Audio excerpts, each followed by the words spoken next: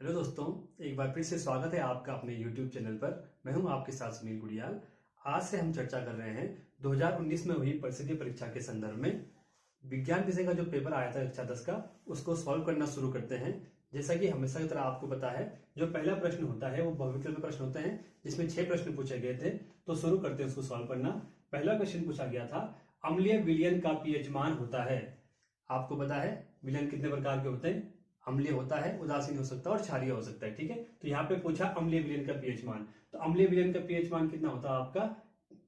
PH less than 7, मतलब जिसका pH 7 से कम होगा वो क्या होगा? अम्लीय होगा। ये 2022 में भी पूछा गया था, इसी चैप्टर से, इसी से मिलता जुलता, और 2020 में भी पूछा गया था। दूसरा क्वेश्चन है, एथेनॉल का रासायनिक सूत्र है। तो एथेनॉल का रासायनिक सूत्र है बच्चों ये C2H5OH। ये आपका मेथनॉल का हो गया, ये एसिटिक एसिड का हो गया, ये एथेनॉल का हो गया।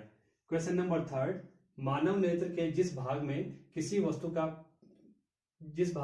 वस्तु का प्रतिबिंब बनता है वह है। जो मानव नेत्र हमारी आंख में है, तो इमेज कहां पे बनती है? दृष्टिपटल, रेटिना पे।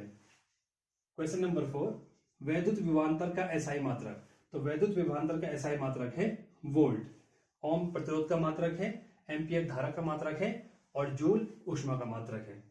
क्वेश्चन नंबर पहले का जो ई था वो है, निम्नलिखित में से कौन सा जंतु हार्मोन है? इनमें से 3 तो प्लांट हार्मोन है और एक जंतु हार्मोन है। तो जंतु हार्मोन कौन सा हमारा इसमें? थायरोक्सिन। ये कहां से निकलता है?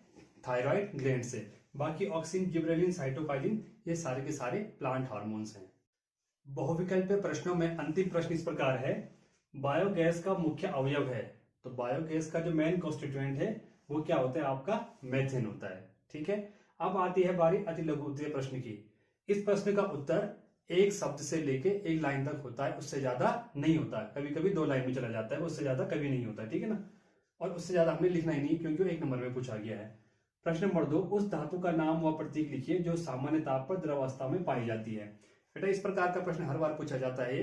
कभी धातु पूछी जाती है, कभी अधातु पूछी जाती है। तो पहले हमने प्रश्न को ढंग से देखना है कि क्या पूछ रहा है, वो धातु पूछ रहा है या अधातु पूछ रहा है। इस केस में क्या पूछ रहा है? 1 नंबर का है धातु का नाम और उसका प्रतीक। इसका मतलब दोनों क्या है? आधा आधा नंबर के हैं। तो धातु का नाम है आपका मरकरी, उसका प्रतीक है Hg। क्वेश्चन नंबर 3, जनन की मूल घटना क्या है? ये भी 1 नंबर का है। तो इसकी मूल घटना है डीएनए की प्रतिकृति बनना। जैसे पेरेंट्स से उसके गुण बच्चों में जाते हैं, तो साथ में डीएनए भी जाता है। तो वो डीएनए माता पिता से किस में कॉपी हो रहा है? बच्चों में हो रहा है। तो वही जनन की क्या हो गई? मूल घटना हो गई। क्वेश्चन नंबर 4, अवतल दर्पण के 2 उपयोग। 1 नंबर मतलब प्रत्येक उपयोग आधा नंबर का। पहला उपयोग है उसका, दंत विशेषज्ञों द्वारा दांतों का बड़ा प्रतिबिंब देखने में। जो दांतों के डॉक्टर होते हैं वो हमारे दांत को अंदर से अवतल दर्पण के माध्यम से ही देखते हैं। क्यों? क्योंकि उस पर जो प्रतिबिंब बनता है बड़ा बनता है, स्पष्ट दिखता है फिर उसमें। दूसरा उपयोग है टॉर्च, सर्च लाइट, गाड़ियों की हेडलाइट। जितने भी हम टॉर्च यूज करते हैं, सर्च लाइट यूज करते हैं, हेडलाइट गाड़ियों की होती है, उसमें अवतल दर्पण यूज होता है। क्वेश्चन नंबर 5, प्रत्यावर्ती धारा किसे कहते हैं? 1 नंबर का है, ऐसी विद्युत धारा जो समान समय अंतराल में विद्युत परिपथ में अपनी दिशा बदलती रहती है, प्रत्यावर्ती धारा कहलाती है। कहने का मतलब यह है, माना 2 सेकंड तक ये धारा इधर बही, फिर 2 सेकंड में इसने अपनी दिशा बदल के वापस इधर आ गई। तो इस प्रकार की धारा को क्या कहते हैं? प्रत्यावर्ती धारा कहते हैं। और ये इस प्रिंसिपल पे कौन काम करता है? जनरेटर काम करता है। इसमें प्रश्न नंबर 6 है, नाभिकीय ऊर्जा के रूप में उपयोग होने वाले 2 तत्वों के नाम लिखिए। जो न्यूक्लियर एनर्जी में जो 2 तत्व यूज होते हैं, 1 नंबर का है, इसका मतलब आधा नंबर के हैं। एक है आपका यूरेनियम, दूसरा है plutonium. Question number 7, baking soda का रासायनिक सूत्र व 2 उपयोग लिखिए। यह है 2 नंबर का। अब इसके बाद 2 नंबर के प्रश्न शुरू हो गए हैं। बेकिंग सोडा, धावन सोडा, ये लगभग हर साल आते हैं। कभी दोनों पूछे जाते हैं, फॉर्मूला एंड यूजेस, कभी एक पूछा जाता है। 2020 में दोनों पूछे गए थे, 2019 में ये एक पूछा गया है। इसमें इसका रासायनिक सूत्र क्या है? 2 नंबर का है, तो 1 नंबर का आपका फॉर्मूला हो गया और 1 नंबर का यूज। फॉर्मूला है इसका NaHCO3, जिसका नाम है सोडियम बाइकार्बोनेट। यूज क्या है इसका? नंबर 1, केक ब्रेड बनाने में, जो हम बर्थडे में केक काटते हैं, जो हम ब्रेड खाते हैं, तो उसमें ये सारा यूज होता है। दूसरा, आमाशय की अम्लता दूर करने में, जो हमें एसिडिटी होती है, तो इसके द्वारा उसको दूर किया जा सकता है। क्वेश्चन नंबर 8, कार्बन यौगिकों की नाम पद्धति के आधार पर निम्न यौगिकों का नामकरण कीजिए। यह भी आपका 2 नंबर का है। तो ये 2 यौगिक यहाँ पे दे रखे हैं, इनका क्या करना है? IUPAC नाम लिखना है।